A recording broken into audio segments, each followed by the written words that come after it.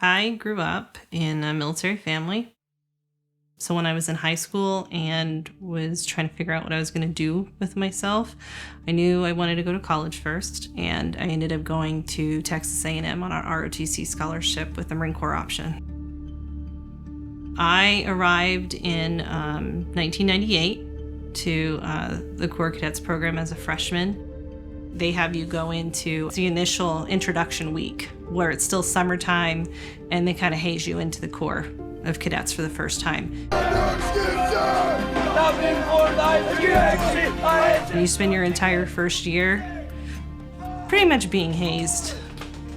And then also doing your ROTC work on the time and doing college at some point too. And then by my junior year, I started training a lot more with the Marines and with the ROTC unit to get ready for officer candidate school. And that was in the spring of 2001. We finished OCS. That was 3 weeks before September 11th happened.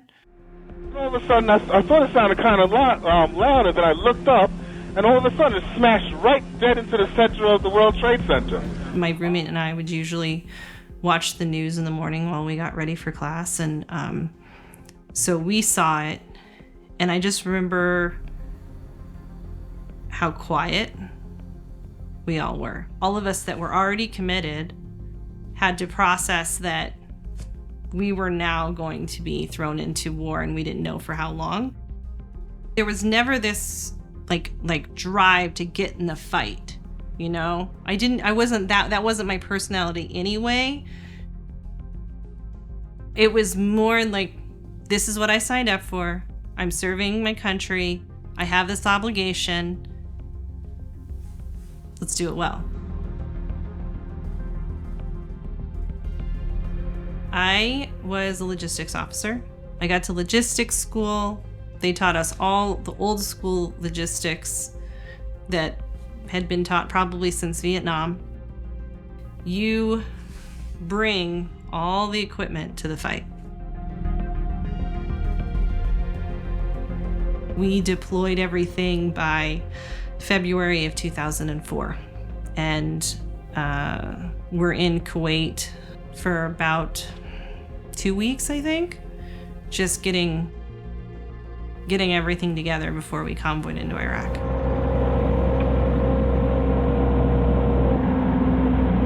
And I was part of the Marine Logistics Group in CLR 15, which was Combat Logistics Regiment 15.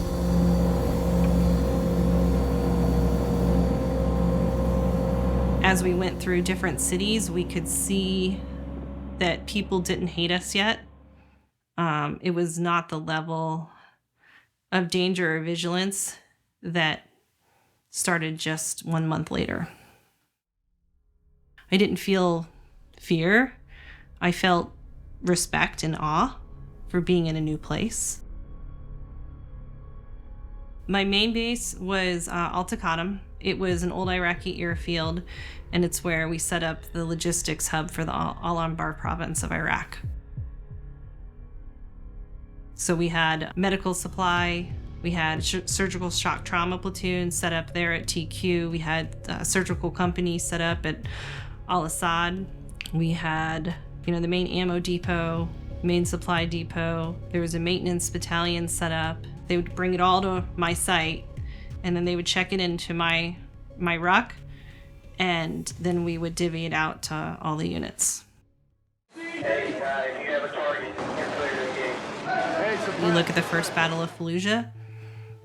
That was a really, really hard time for supply chain. There were some moments where they did not have enough ammo, they did not have enough water, and we couldn't get into them.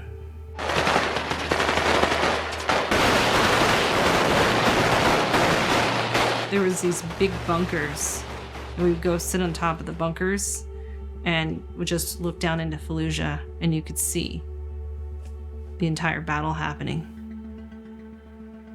You're wondering the whole time, do they have everything they need? You're wondering who's gonna arrive at the shock trauma platoon any moment.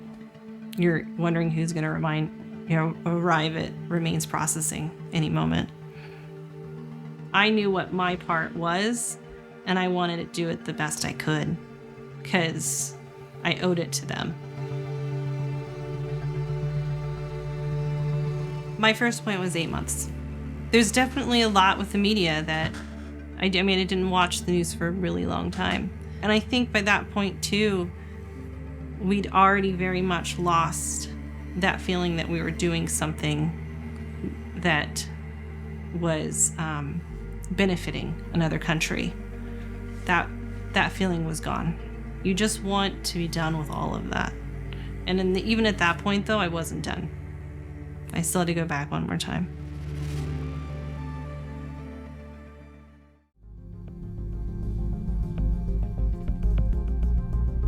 I went back February 2006. When I arrived, it had actually been a battalion commander in charge. And when I walked into his office and told him that I was turning over with him, he was a lieutenant colonel and I was still the first lieutenant at the time, he thought I was joking with him. We were in charge of accountability, training, good order and discipline, mental health. Was that a lot of responsibility for a first lieutenant? Probably. The one that really sticks out in my mind the most that is difficult is when you're 24 years old and you're making decisions for people around their mental health. That one's really, really tough because you yourself are still so much a child. And then we had rocket attacks, all the time.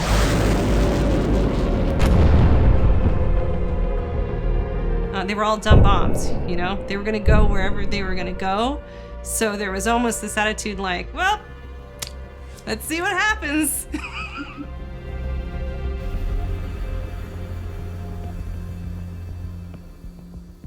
You're trying to have a good attitude and you're there to do your job. And I think at the end of the day, you're just there for the people on the left and right. And then we start to sound like the Vietnam guys. I learned more in that year than I think a lot of people learn in a lifetime. There's a wisdom that you gain that kind of ages you. Mentally, I felt 40 or 50 when I got out. It makes it really hard to be around civilians that still have a lot of growing up to do. And then I found myself with a lot of survivor guilt around getting to have a normal life and getting to get married and still having the opportunity to have children, like you're seeing all of these things. And I'd had at that point multiple friends that had been widowed. It was a difficult transition.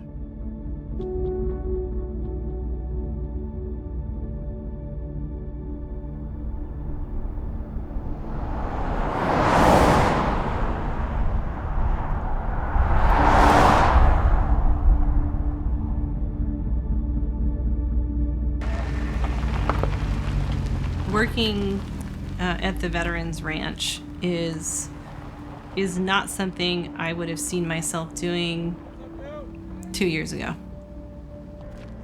I know nothing about nonprofit fundraising, but I know this mission. It's so much like sitting on top of that bunker and watching the Battle of Fallujah.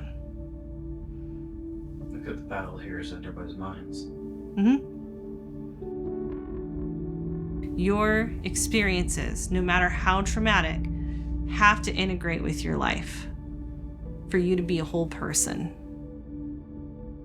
We're seeing it with our Vietnam vets now. You can't keep that locked away and just keep functioning. It's gonna catch back up to you. I don't think there is a one size fits all mental health solution, and I think that's one reason the ranch works.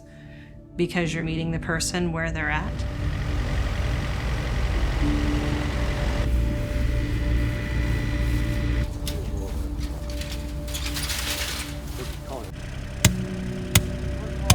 You have to relearn, to appreciate awe.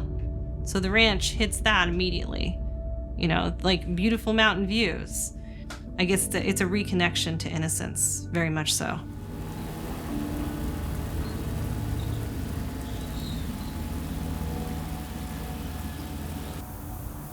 We're really trying to build sustainable agriculture here, where we have lots of different avenues in nature like this.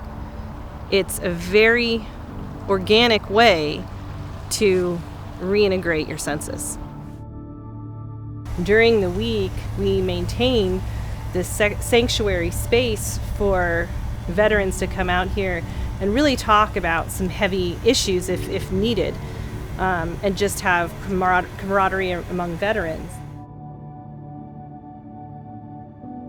Where can a person go when they're truly in crisis? This is one of those places, and that's what brought me out here initially.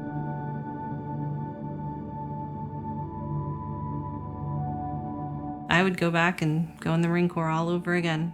I'd serve my country again. I think it's really important that everyone gets out of their comfort zone, out of their social bubble, out of their local place that they grew up, and gets into something that they serve, something greater than themselves.